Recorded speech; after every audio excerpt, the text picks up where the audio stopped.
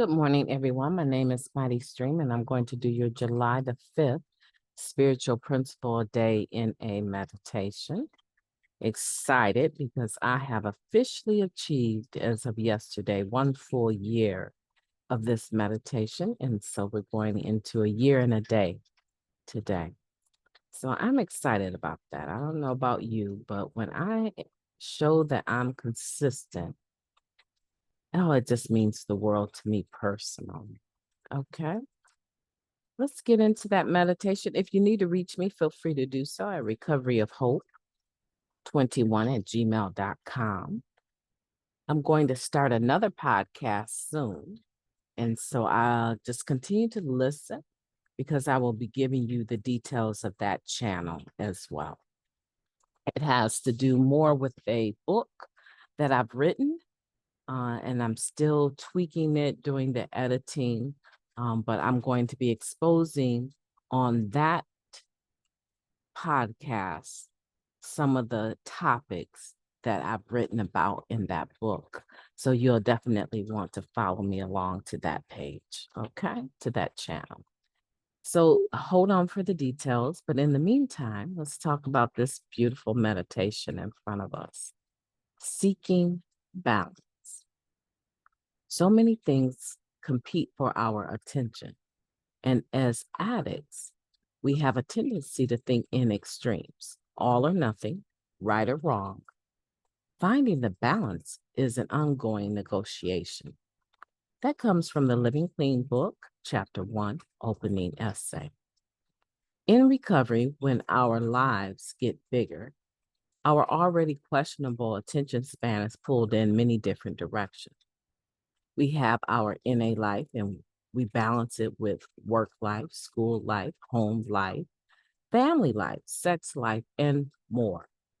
On top of that, we are now able to address the consequences of our using, improving our health, dealing with legal issues, making amends, and many of us are also pursuing our interests and goals that bring us joy.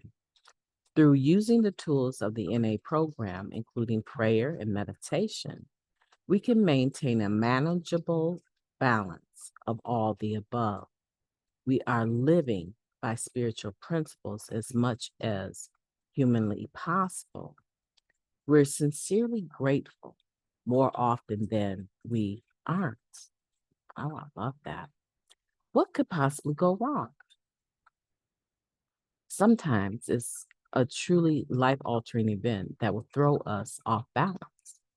Or maybe we make a mistake we can't run from, or we don't achieve something we worked hard for and feel we deserve. Other times, if it's only that we spill a glass of water, we'll want to smash the glass and drown ourselves in the water. Seeking balance, both in terms of our inner life and how we spend our time, is an ongoing negotiation. Reacting in extremes to our mistakes or what we can't control will wear us out and make us vulnerable to our disease. Just because we're clean and doing well doesn't mean that life will consistently get better and better without fail. We can be vigilant, but we can't prepare for everything.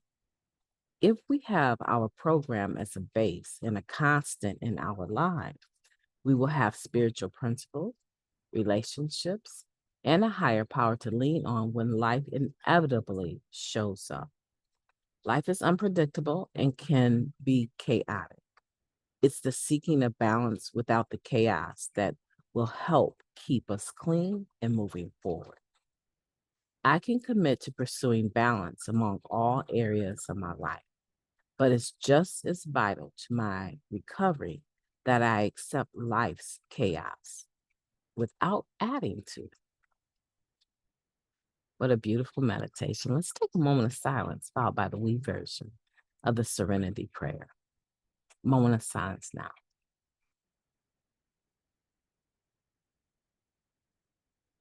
Thank you. God, grant us the serenity to accept the things that we cannot change, the courage to change the things that we can, the wisdom to know the difference. just for today, please and thank you. Seeking balance. Where are you with that topic? Have you been able to look at your own life? I know that I have. Seeking balance. Okay. So my home is not a very large home, and I have an office. But within that office, I have my husband's former desk that he used to work from. So there's two desks, and then there's a desk that has been set up as a makeshift desk. And I use that desk to cut off the part of the room that is really my daily preparation area. So there's a huge mirror on the other side. There's my closet. My closet is not a walk-in closet, but my closet runs the length of the room. And so all of my clothes are in there. So it's not balanced per se, but I was seeking balance. So I began to do things to divide up the room and make it more usable. Okay. But there's times when I just don't want to be sitting up in this humongous leather attorney-like chair, right? The chair itself is about a good 150 pounds. It's so heavy.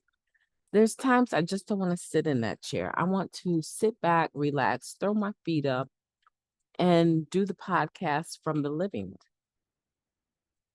And so I sought balance in the living room. And I proceeded to make it a space that I could also do my work if I needed to, be in a different position because of my arthritis. I sought balance in that arena, and I decided to change it so that I would be more comfortable and more productive. Now in my bedroom, and I'm taking you through my house that way because I want you to understand a couple of things, and I will point them out when I get through. Now in my bedroom, this is a space where my husband is pretty much most of the day. If I'm being honest, because of his health, he doesn't move around a lot because of the level of pain that he is in. It takes everything from him to go from a seated position. He's a former roofer. We had a roofing company, so his back is very bad. So for him to stand up from a seated position, especially if it's too low, is just excruciating. He shakes with pain. So it's been years since he's enjoyed, unless we have company, the living room. And we have a beautiful black leather sectional here. Okay. So he spends most of his time in the room. I, on the other hand, I do not enjoy living my life in the room because I have insomnia. And so if I don't treat that space as a space only for sleeping, I won't even get the 3 to 4 hours a night that I do get of sleep. Okay. However, I do enjoy being in my husband's presence. And so I have an easy boy chair that accommodates me, that I'm able to use and sit in and throw my feet up and get them off the ground. And I sit there and I look through my Facebook, look at YouTube, look at reels, study. I do different things, but they're not those important things that are important to me and what I do for a living, right? It's just an entertainment type situation. I sit there in the easy boy chair. And then when I'm ready to retire, I retire to the bed on the other side of the room. I accommodated for the purpose to find balance by putting that chair in there. Okay. So here we go. Your house is you. That's the comparison. And you have different areas within your being that are out of balance. Sometimes people just focus on the physical part of it. I'm out of shape and I need to get in shape. And they start getting into shape and bring that into balance. Sometimes they're worried about the financial part of it.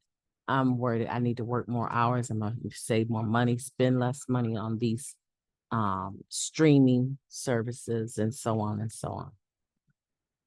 A lot of times, the thing that we do not recognize how much power it plays in our lives, and we do not bring balance to it, is our mental health.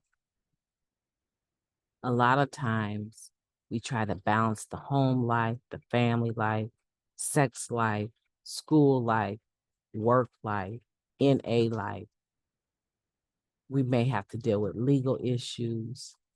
We try to bring all of these things that are us into balance without focusing at all on the mental health that we have, right? And our mental health and our spiritual health are deeply connected. So if I want for my mental health to be more balanced and be able to actually handle all of these other things and organize them, I have to go to that area of my being, right? Like I said, that area of my house that is out of balance. And I have to bring that spiritual person, those spiritual issues, right? My spiritual being, I have to bring that into balance, my spirituality. And the way that I do that is by taking a look at it. I look at it, I analyze it, and then I make the needed adjustment. I know you're getting the message, right? I know that you are. In order to not only just seek balance, but find it, we do need to focus on our spirituality. Here we are again at the 11th step. Take the barriers off of the 11th step. Stop trying to fit your spirituality into the box of someone else's spirituality. And allow yourself through prayer and meditation to actually analyze what the needed adjustments are for balance. Now, I hope that helps you. Today, move forward in your day with positivity and believing. I got this. I can do this. I am actually going to spend some time taking notes on my spirituality, my style of prayer and meditation, and see how I can increase time to be able to do that. And I guarantee you, if you bring that into balance, some of these other things on the exterior part that you're connected to, they will naturally fall into balance.